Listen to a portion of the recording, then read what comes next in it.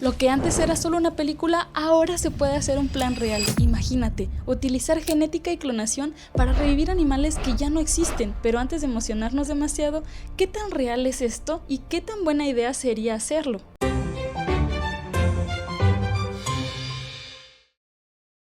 ¿Te imaginas ir a un Jurassic Park y encontrarte con Blue? Pues lo siento mucho, pero esto es imposible. Con dinosaurios no hay manera. El ADN no sobrevive millones de años. Es una molécula frágil que con el tiempo se rompe en pedazos cada vez más pequeños por la acción del calor, la de radiación y las reacciones químicas naturales. Después de unos pocos miles de años, está tan fragmentado que resulta ilegible. Y aunque encontráramos fósiles muy conservados, la información genética completa ya no existe.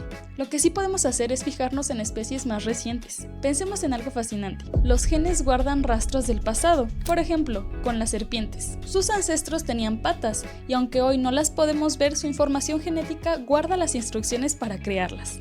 En laboratorio, lo que hicieron unos científicos fue activar o desactivar las señales que encienden esos genes durante el desarrollo. Es decir, no inventan ni le meten nada nuevo, simplemente prenden una información, un interruptor que normalmente estaba apagado. Al hacer esto, embriones de serpiente han llegado a mostrar pequeños brotes parecidos a unas patitas. Y pues no se convierten en lagartijas de nuevo, pero sí demuestra que estas instrucciones siguen ahí, dormidas pero ahí. Y no es algo exclusivo de serpientes, nosotros también cargamos con huellas del pasado. Por ejemplo, hay personas que nacen con una pequeña cola vestigial. ¿Por qué? Porque en la etapa embrionaria nuestros genes todavía saben cómo formar una cola, que es una herencia directa de los primates y mamíferos de los que descendemos. Durante el desarrollo esta estructura normalmente se reabsorbe y termina reduciéndose al coxis, que es la pequeña parte al final de nuestra columna. Pero a veces este proceso falla y no desaparece del todo, formando una pequeña colita. Es un recordatorio de que nuestro ADN es un recetario lleno de instrucciones antiguas. Algunas ya no las usamos, pero siguen ahí, en la memoria genética. Y así como los genes pueden guardar huellas dormidas de lo que fuimos, también descubrimos que podíamos reutilizarlo de maneras sorprendentes. Ese fue el caso de Dolly, la primera oveja clonada que nació en 1996. Clonada a partir de una célula adulta usando una técnica llamada transferencia nuclear. Fue una prueba de que incluso una célula diferenciada todavía guardaba la información suficiente para poder crear un organismo completo. Si quieren conocer más detalles acerca de cómo se logró esto, vayan a ver mi TikTok, les voy a dejar el link por aquí. Ahí explico más de cómo se hizo todo este experimento. Desde entonces se han clonado caballos, perros, gatos e incluso especies en peligro de extinción. Pero clonar no es revivir al mismo individuo, es generar una nueva vida a partir del mismo ADN. Lo que nace es como un gemelo que genéticamente es idéntico, pero crecerá en otro entorno y con otras experiencias propias. Y ahí está lo clave.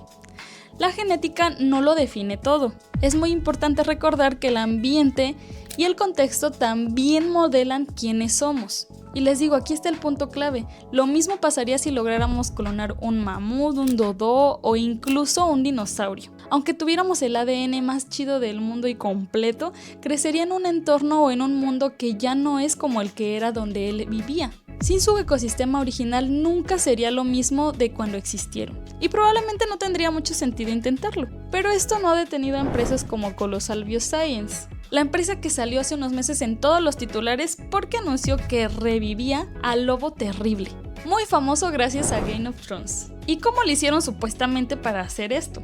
No encontraron un lobo terrible por ahí congelado y listo para clonar, obviamente. Lo que hicieron fue comparar fragmentos de ADN fósil con el genoma de lobos modernos, como que los más parecidos a este lobo terrible. En ese juego de espejos y de estar viendo cuáles eran los genes que podían prender o apagar para recrear algunos rasgos del lobo terrible, como ver si eran parecidos a los de los lobos modernos, lo que buscaban era rasgos más similares al lobo terrible, como un cráneo más robusto, un pelaje distinto, un metabolismo más resistente. En sus palabras, hemos devuelto al lobo terrible a la vida. En realidad, pues no fue tanto así como les estoy diciendo.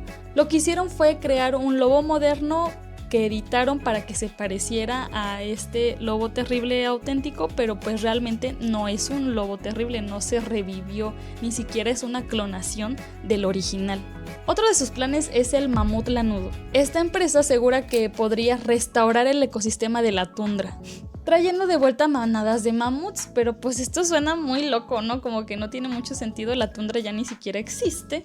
Y para lograrlo lo que plantean es editar ADN del elefante asiático, su pariente más cercano, añadiendo genes relacionados con el pelo grueso, la capa de grasa y la resistencia al frío.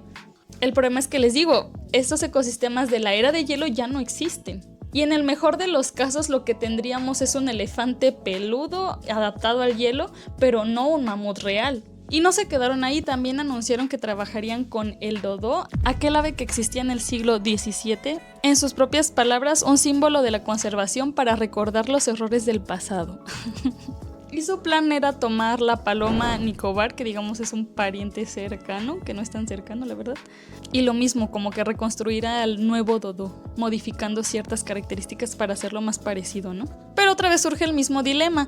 Mauricio, que es la isla donde vivían estas aves, ya no es la misma que hace 400 años obviamente, y de qué serviría, o sea, de qué serviría traerlo a la vuelta si su ecosistema pues ya desapareció, que pues en parte fue por eso que desapareció esta especie, por la modificación de su hábitat. Y pues les digo, esta empresa lo vende como si tuviéramos enfrente a un Jurassic Park o algo por el estilo, como que esa es su tirada. Welcome to Jurassic Park. Pero pues en realidad no se trata de revivir especies extintas, sino de editar las que ya existen para hacerlas parecidas a estas especies que ya no hay. Y pues yo me pregunto, ¿esto es conservación o simplemente un espectáculo biotecnológico? Que la verdad yo creo que es más la segunda. Y pues lo curioso también de todo de esta gran controversia es que gran parte de estos anuncios aparecen en medios pues de comunicación, no en revistas de renombre o bueno, revistas científicas o revistas revisadas por pares, que esto significa que pues sea como haya un filtro en el que otros especialistas en el tema revisen pues los métodos, los resultados, el análisis y que sea una manera de confirmar si esto pues es válido, si es replicable, porque eso es muy importante en la ciencia, que pueda ser replicable. O sea, si solamente una persona saca los resultados pues estaría raro, ¿no? O sea, como que sí tiene que ser algo que se pueda replicar, si no pues no tiene mucho sustento. Y sin esto, pues, sin este paso tan importante, lo que tenemos simplemente son titulares atractivos, pero pues no es ciencia sólida. Entonces, ¿un Jurassic Park es posible? Con dinosaurios, pues me temo que es muy probable que no. Con especies recientes, quizá en parte, como les decía, especies recientes con modificaciones tal vez. Pero la pregunta no es si podemos, sino si deberíamos. Porque mientras se invierten millones en revivir un mamut, los elefantes actuales siguen en riesgo de desaparecer. La ciencia evidentemente pues nos ha dado herramientas impresionantes como la clonación, la ingeniería genética y todas estas cosas que utilizan pues para modificar a los animales, pero el verdadero dilema, les digo, es otra cosa. ¿Estamos construyendo soluciones reales para la conservación o solo jugando a ser un Jurassic Park? ¿Tú qué opinas? Te leo en los comentarios. Ya saben, cualquier duda, aquí estoy. Si quieren saber más acerca del tema, si tienen algún temita que les gustaría que les platicara, coméntenmelo en los comentarios. Yo estaré pendiente de esto. Y cualquier duda, aquí estoy. Díganme qué opinan acerca de ¿es conservación o un espectáculo biotecnológico? Bye.